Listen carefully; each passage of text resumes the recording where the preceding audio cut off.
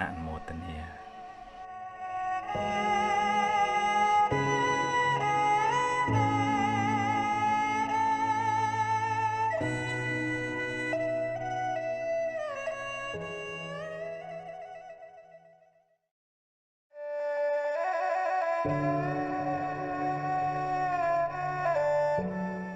សេចក្តីប្រាថ្នាការជាប់ជំពាក់វាជាហេតុនាំឲ្យកើតទុក្ខនៅពេលដែលប្រាថ្នាឲ្យមិនបានឬក៏របស់ដែលយើងស្រឡាញ់នឹងព្រាត់ប្រាសទៅហើយបើយើងមិនបានត្រៀមចិត្តទុកជាមុនទេសេចក្តីទុកនឹងគ្របសង្កត់ចិត្តយើងខ្លាំងណាស់ចឹងបានព្រះអង្គសម្ដែងថាពេមតោជាទេសោកោសេចក្តីសោកកើតពីសេចក្តីស្រឡាញ់ពេមតោជាទេភយ៉ាងការភ័យតក់ស្លុតរន្ធត់នឹងកើតមកពីសេចក្តីស្រឡាញ់ដែរហើយជាពុទ្ធជនវាមានចិត្តជាប់ជំពាក់ហួងហែងច្រើនណាស់ទ្រព្យសម្បត្តិញាតិមិត្តបងប្អូនកិត្តិយសគេឈ្មោះហើយបើសេចក្តីប្រាថ្នាវាគ្របសង្កត់ចិត្តច្រើនទៅជាចំណែននិន្ទាឈ្នានេះប្រមូលកັບកេងរបស់អ្នកដទៃមកជារបស់ខ្លួនខ្វល់ខ្វាយចិត្តនឹងច្រើនមែនតែនចឹងបាននៅក្នុងធម៌ព្រះអង្គឲ្យរៀនលះសេចក្តីកំណាញ់រៀនលះលោភៈការជាប់ជំពាក់តាមរយៈការបរិច្ចាគទានទម្លាប់ចិត្តរៀនគិតពីសេចក្តីសុខរបស់អ្នកដទៃផងមិនគិតតែពីខ្លួនឯងទេក្នុងន័យនេះមិនមែនបានន័យថាយើងឈប់រកស៊ីឈប់ចង់មានចង់បានទេជាកាតព្វកិច្ចរបស់ឪពុកម្ដាយត្រូវតែចិញ្ចឹមបីបាច់ថែរក្សាត្រូវមានទ្រព្យសម្រាប់ចិញ្ចឹមជីវិតឲ្យបានសមរម្យហើយប៉ុន្តែតើមានបញ្ញារៀនស្វែងយល់ពីដំណើរនៃហេតុផលថាបើយើងប្រឹងប្រែងមកប៉ុណ្ណឹងយើងបានផលមកប៉ុណ្ណឹងសម្ពាយបុណ្យយើងមានប៉ុណ្ណឹងយើងបានផលនៃបុណ្យហ្នឹងប៉ុណ្ណឹងមកចឹងយើងអត់តក់កុហលខ្វល់ខ្វាយខ្លាំងពេកធ្វើឲ្យកើតទៅជារឿងមួម៉ៅប្រៀបធៀបថាមិនក៏វាមិនបានដូចគេល្អ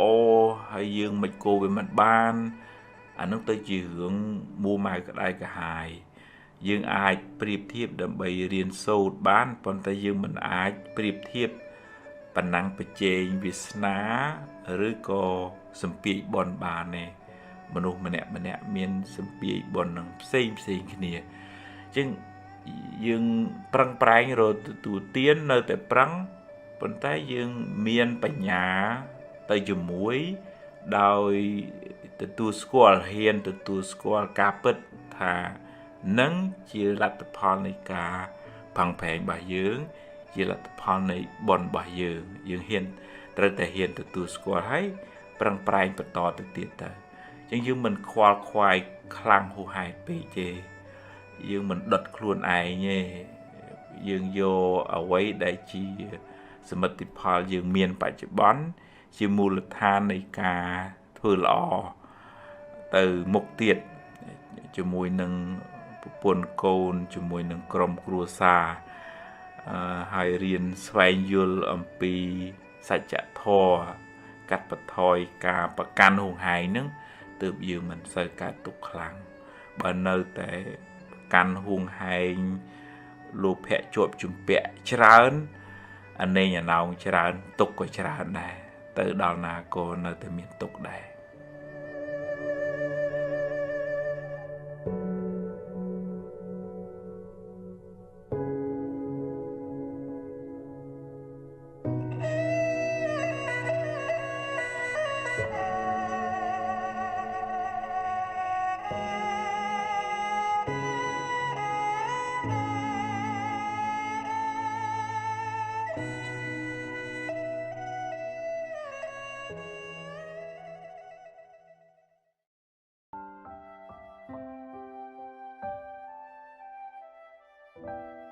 បើប្រាថ្នាសេចក្តីសុខដល់ខ្លួនឯងសូមកុំផ្ដល់សេចក្តីក្តៅក្រហាយដល់អ្នកដទៃព្រោះកម្មនឹងរត់មករកម្ចាស់វិញមិនខានមានជួបមានព្រាត់មានសុខមានទុក្ខជារឿងធម្មតារៀនទទួលយកទាំងពីរទៅដល់ណាក៏ជួបដែរ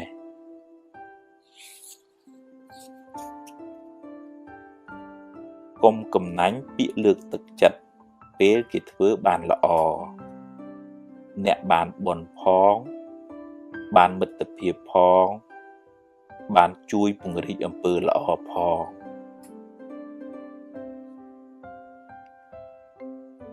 ខឹងហើយគុំគួនចងពៀគ្នា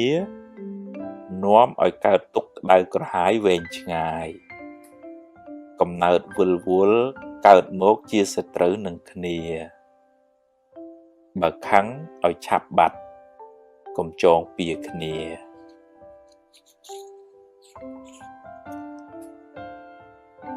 បំណងប្រាថ្នាមិនចេះតែបានសម្រេចគ្រប់ពេលទេហេតុមិនគ្រប់មិនបានសម្រេចឡើយរៀនទទួលស្គាល់ការពិតទើបមិនសូវមានទុក្ខកុំមានអ្នកពេកកុំពូកែតែឯងពេកកុំចេះគ្រប់រឿងពេកកុំអួតពេកស្ងាត់ខ្លះស្ដាប់គេខ្លះក៏ល្អដែរ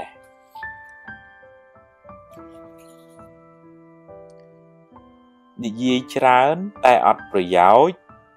យូរទៅអស់តម្លៃខ្លួនឯងពាក្យពិតពាក្យមានប្រយោជន៍មើលកាលសិនសឹមនិយាយ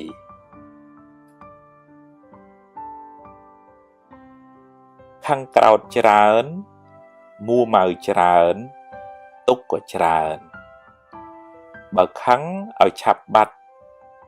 កុំគុំទុកក្នុងចិត្តអីរៀនដូរចិត្តដូរអារម្មណ៍ដូររឿង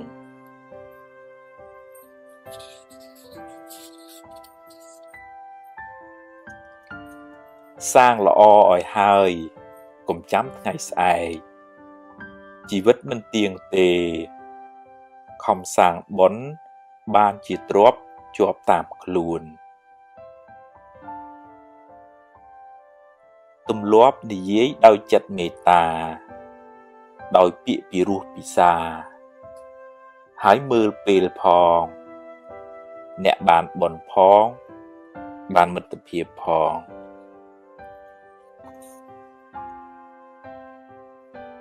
មិនបៀតបៀនអ្នកដទៃដោយកាយឬវាចា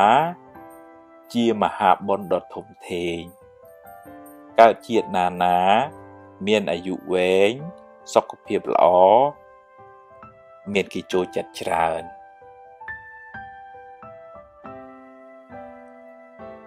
អត់ធន់ចំពោះការលំបាក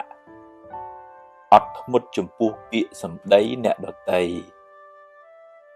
អត់ឱនចំពោះទោសកំហុសទាំងឡាយ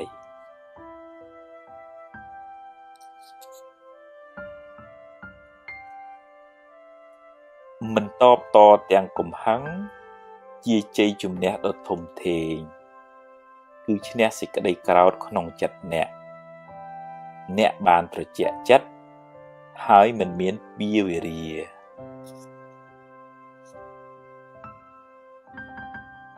អុចអាលឲ្យគេឆ្លោះគ្នាបាបខ្លាំងណាស់ហើយមានកម្មពៀទៀតកើតជាតិណាបែកបាក់កូនចៅរស់នៅមិនសុខទេ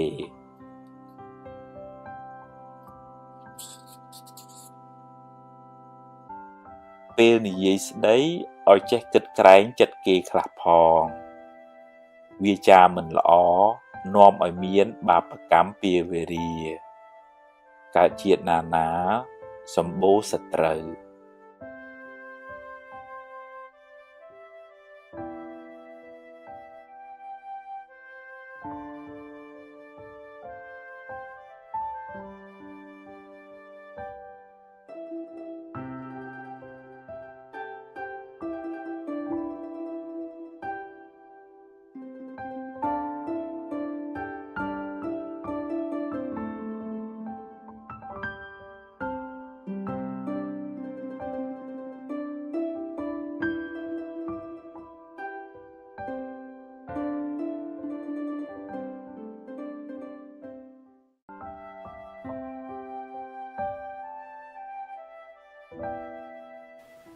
ហាផ្លូវចិត្តភាគ2សំណាងល្អកើតពីអំពើល្អដែលអ្នកបានសាងសំណាងអាក្រក់កើតពីអំពើអាក្រក់ដែលអ្នកបានប្រព្រឹត្តកំហឹងជាកែវពង្រីកធ្វើឲ្យរឿងតូចក្លាយជារឿងធំពេលកំហឹងរសាយបាត់ទៅបញ្ហាងាយដោះស្រាយកុំតក់ក្រហល់ហួសហេតុពេករឿងកើតឡើងតាមហេតុរបស់វាមិនមែនតាមចិត្តអ្នកបង្ខំទេ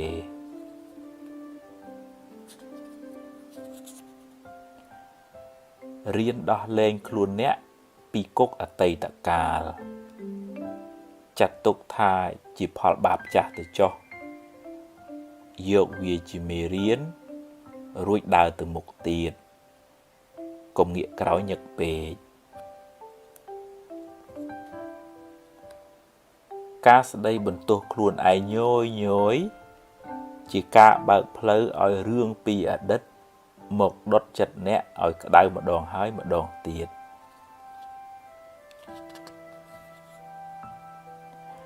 រឿងខ្លះស្ដាប់ត្រចៀកម្ខាងចេញត្រចៀកម្ខាងក៏ល្អដែរព្រោះជារឿងអត់ប្រយោជន៍គិតច្រើននាំឲ្យក្តៅក្រហាយចិត្តដរាបណានៅមានជីវិតកុំទាន់អស់សង្ឃឹមផ្ដល់ឱកាសឲ្យខ្លួនឯងម្ដងទៀតចាប់ផ្ដើមសារជាថ្មីព្យាយាមបំពេញភារកិច្ចអ្នកឲ្យអស់ពីសមត្ថភាពនៅថ្ងៃនេះរឿងថ្ងៃស្អែកចាំស្អែកចាំជួបពេលខឹងកុំអាលនិយាយចាំត្រជាក់ចិត្តសិនសឹមនិយាយក៏មិនទាន់ហួសពេលដែរសាងល្អពីក្មេងវ័យនាំលាភជ័យក្នុងជីវិតអំពើល្អជួយការពារភយន្តរាយទាំងឡាយហើយនាំអ្នកឲ្យដើរក្នុងផ្លូវត្រូវចង់ដឹងពីចរិតពិតរបស់មនុស្សចាំមើលពេលមានអំណាចក្នុងដៃអ្នកខ្លះបានតួនាទីហើយភ្លេចខ្លួនភ្លេចកំណើត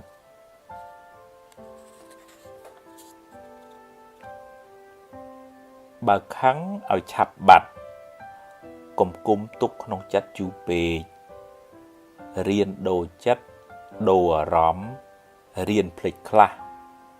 ទើបមិនសូវមួម៉ៅចិត្តយឺតចុះតែកុំបោះបង់រក្សាជំហរបន្តដំណើរបន្តិចម្ដងគួងដល់គោលដៅដែលអ្នកពងប្រាថ្នា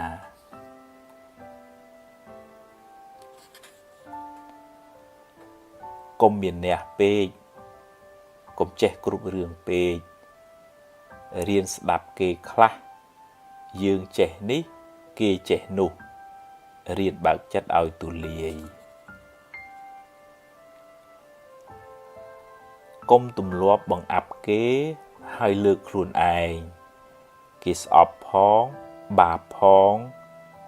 មានពៀវេរាផងកើតជាតិណាសម្បូរសត្រូវ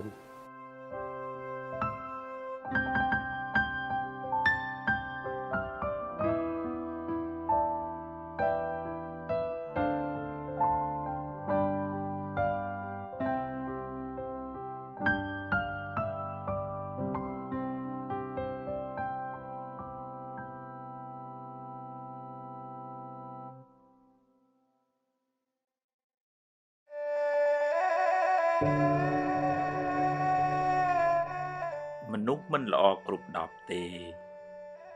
រៀនមើលចំណុចល្អគេខ្លះផងរៀនផ្ដល់តម្លៃនិងសេចក្តីថ្លៃថ្នូរដល់អ្នកដទៃទើបរស់នៅជាមួយគ្នាបានសុខគេខឹងគេក្តៅ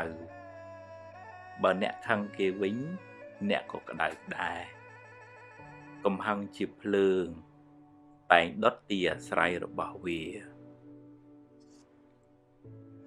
ស្លាប់ទៅយកអ្វីទៅមិនបានទេរៀនធ្វើទានខ្លះគ្រាន់បានជាពូជបុណ្យសម្រាប់ទៅកាន់បរលោកនាយ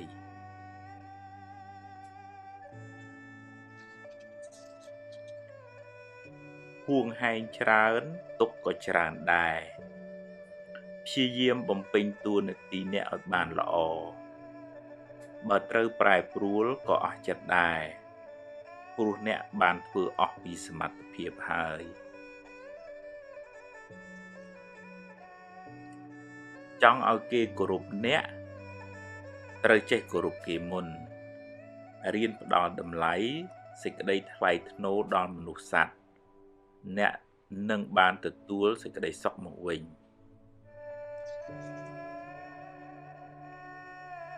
ព្យាយាមធ្វើរឿងណាដែលអ្នកអាចធ្វើបាន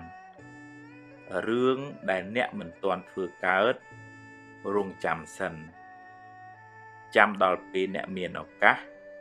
មានសមត្ថភាព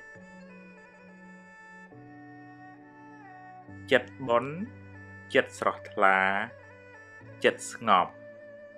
នាំឲ្យកាយក៏ស្រស់ចិត្តក៏ត្រជាក់ជីវិតបានសុខស្ងប់ច្រើនព្រោះចិត្តស្ងប់ល្អ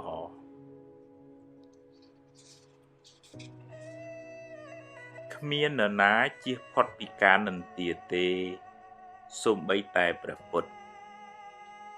កុំសូវយកពាក្យគេមកបំផ្លាញសេចក្តីសុខក្នុងចិត្តអ្នកឡើយធ្វើទានជួយសង្គ្រោះពេលគេមានទុក្ខអ្នកបានបុណ្យផងបានការរាប់អានផងបានដាំពូជជាអ្នកមានទ្រព្យច្រើនផង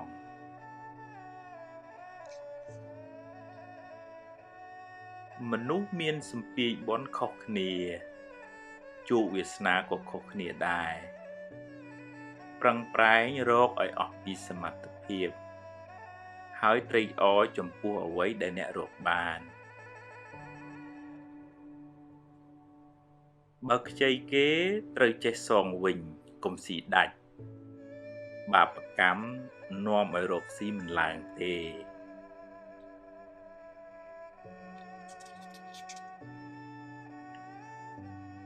កុំយកមុខយកមាត់តែម្នាក់ឯងចែកគេខ្លះផងទើបធ្វើការជាមួយគ្នាបានយូរកុំយកពាក្យសម្ដីលាមករបស់គេមកគិតហើយដេកកើតទុកឡើយមាត់គេចិត្តគេខាត់គេមិនបានទេរឿងថ្ងៃស្អែកមិនទាន់មាននៅឡើយទេចាំស្អែកចាំជួបកុំព្រួយហួសហេតុពេកបើបុណ្យមាននឹងជួបរឿងល្អ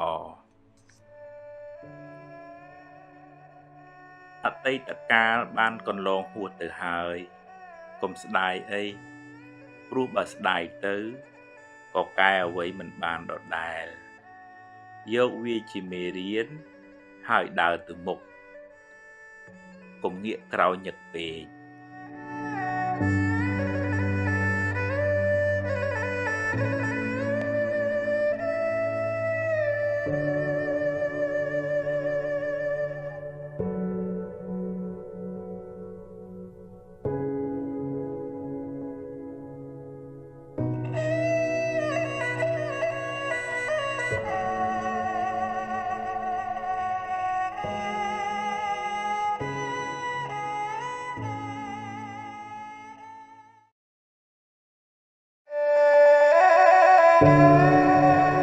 មាត់គេត្រចៀកយើង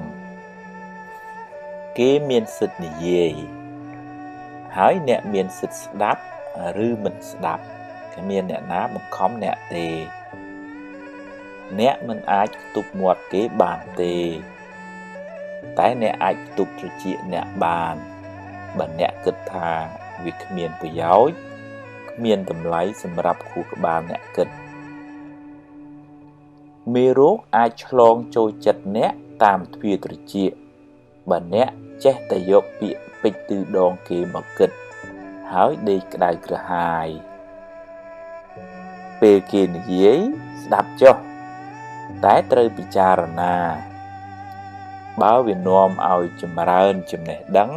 និងគុណធម៌ស្ដាប់ឲ្យច្រើនចុះតែបើជាពាក្យឌឺដងចង់ឲ្យអ្នកក្តៅក្រហាយទេកុំស្ដាប់អីហើយបើជ្រុលជាស្ដាប់ទៅហើយឆាប់ភ្លេចទៅទុកខួរក្បាលអ្នកគិតរឿងណាមានប្រយោជន៍វិញយកពាក្យពេចន៍ឌឺដងគេច្រើនមកទុកក្នុងខួរក្បាលអ្នកនឹងសម្បូរមេរោគហើយមិនសូវបានសុខទេបើជាពាក្យដាស់តឿនចង់ឲ្យអ្នកបានល្អអរគុណគេទៅតែបើគេឌឺដងឲ្យអ្នកក្តៅទេកុំក្តៅតាមគេអីកុំផ្ញើសេចក្តីសុខនៅលើបបូរមាត់អ្នកដទៃឡើយ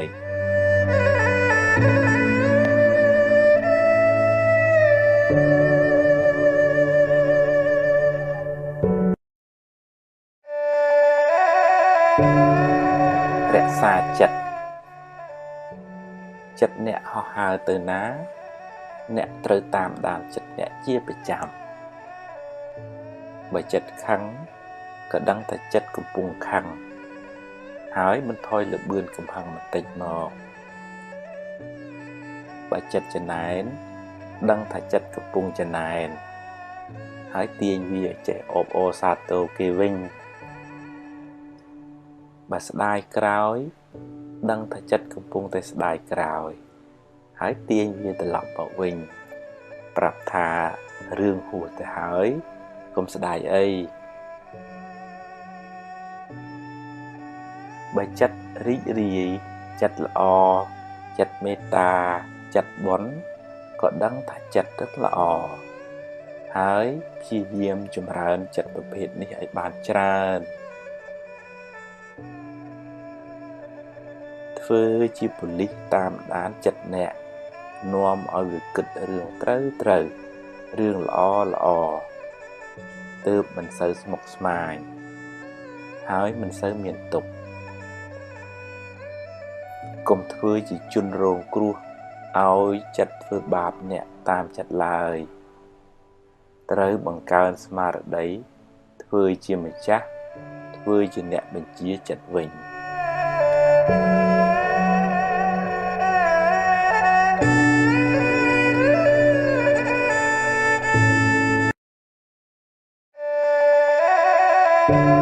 ហ៊ានទទួលយកការពិតជីវិតអ្នកណាក៏មានបញ្ហាដែរ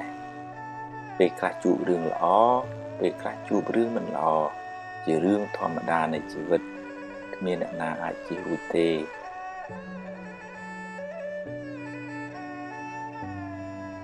បើជួបរឿងល្អទទួលយកទៅតែកុំអរកុំអួតពេកព្រោះអ្វីមិនទៀងទាត់ទេហើយបើជួបរឿងមិនល្អវិញក៏កុំមួម៉ៅពេកអីជីវិតគឺអញ្ចឹងឯងពេលខ្លះបានដូចចិត្តពេលខ្លះមិនបានដូចចិត្តទេ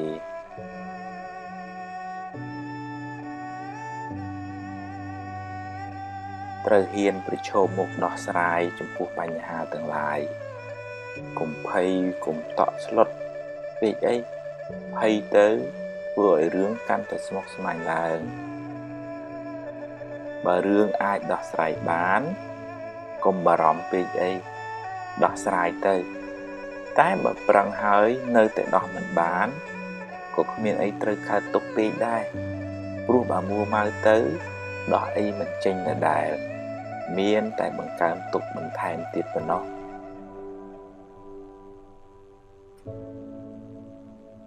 រៀនទទួលយកការពិតរៀនព្រមតាមសមត្ថភាពដែលអ្នកមានទើបមិនសូវកើតទុក្ខ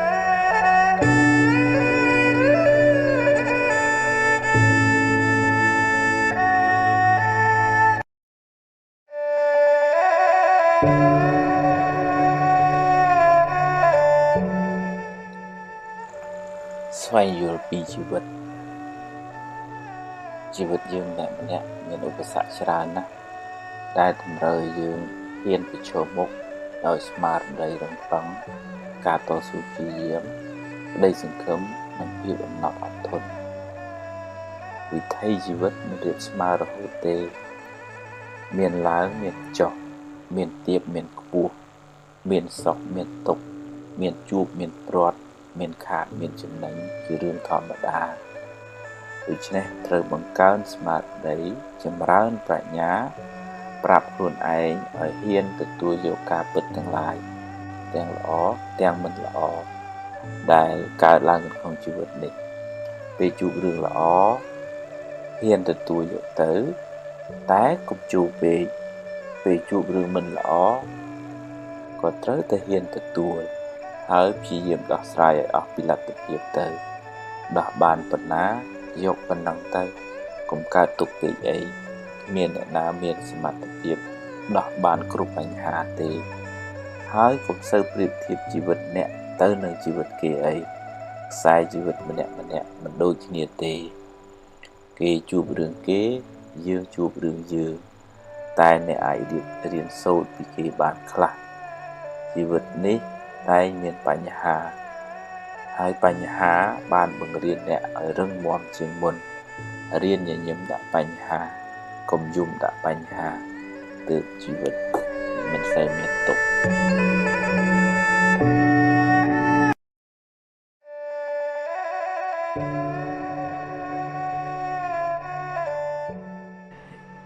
យើងរស់នៅជាមួយគ្នាធ្វើការជាមួយគ្នាវាត្រូវការចេះអត់ឱនយោគយល់គ្នានឹងច្រើនមែនទែនទើបអាចរស់នៅជាមួយគ្នាបានសុខហើយធ្វើការជាមួយគ្នាបានយូរអង្វែងគឺថាមនុស្សម្នាក់ហ្នឹងវាមាននិស្ស័យផ្សេងគ្នាអញ្ចឹងទៅយើងក៏យល់ហើយខុសនៅតែកែអញ្ចឹងប៉ុន្តែកែនឹងដោយបំណងល្អហើយមិនមានគំនុំគុំគួនខឹងស្អប់អ្នកនឹងឯងចង់ឲ្យតែបានល្អមកវិញឯងហើយក៏តលយើងចេះស្វែងយល់ពីចិត្តគេកុំឲ្យបទាញយកតែខ្លួនឯងត្រូវតែធ្វើតាមខ្ញុំរឿងនឹងត្រូវតែអញ្ចឹងបើមិនអញ្ចឹងខ្ញុំមិនព្រមអានឹងអត់អាចរស់នៅជាមួយគ្នាធ្វើការជាមួយគ្នាបានទេវាត្រូវតែមានទៅមានមកមានយើងស្ដាប់គេស្ដាប់យើងវាមានសម្ដីពីរោះពិសាស្មោះសរទៅគ្នាទៅវិញទៅមកមិនចំណែននិន្ទាមិននិយាយល្អតែមុខទេទឹកចិត្តនឹងស្រឡាញ់រាប់អានគ្នាបានមាននិស្ស័យមកធ្វើការជាមួយគ្នារស់នៅជាមួយគ្នាហើយក៏បង្កើតឲ្យទៅជាភេទរភាពឲ្យទៅជាសមានភាពជាបងប្អូនភាពស្និទ្ធស្នាលស្រឡាញ់គ្នាហ្នឹងដោយមេត្តាករុណាដោយការចែករំលែកឯហ្នឹងបានកើតទៅជារឿងសហការរួមសាមគ្គីគ្នាបានមិនអាចគ្រាន់តែយើងចង់ឲ្យគេល្អជាមួយយើងប៉ុន្តែយើងអត់ល្អជាមួយគេអានឹងវាអត់អាចទៅរួចទេតើលើយើងដាំពូជបានយើងបានផលមានមេត្តាមានសេចក្តីសន្តោសករុណាជួយសង្គ្រោះមានការចែករំលែកមានការអត់ឱនយោគយល់រឿងណាដែលថាវាហួសហើយនឹងកុំចាំបាច់រំលឹកមកកកកាយនាំឲ្យល្អក់កកអីទៀតឧទាហរណ៍ថារឿងនឹងវាចប់ទៅហើយអញ្ចឹងយើង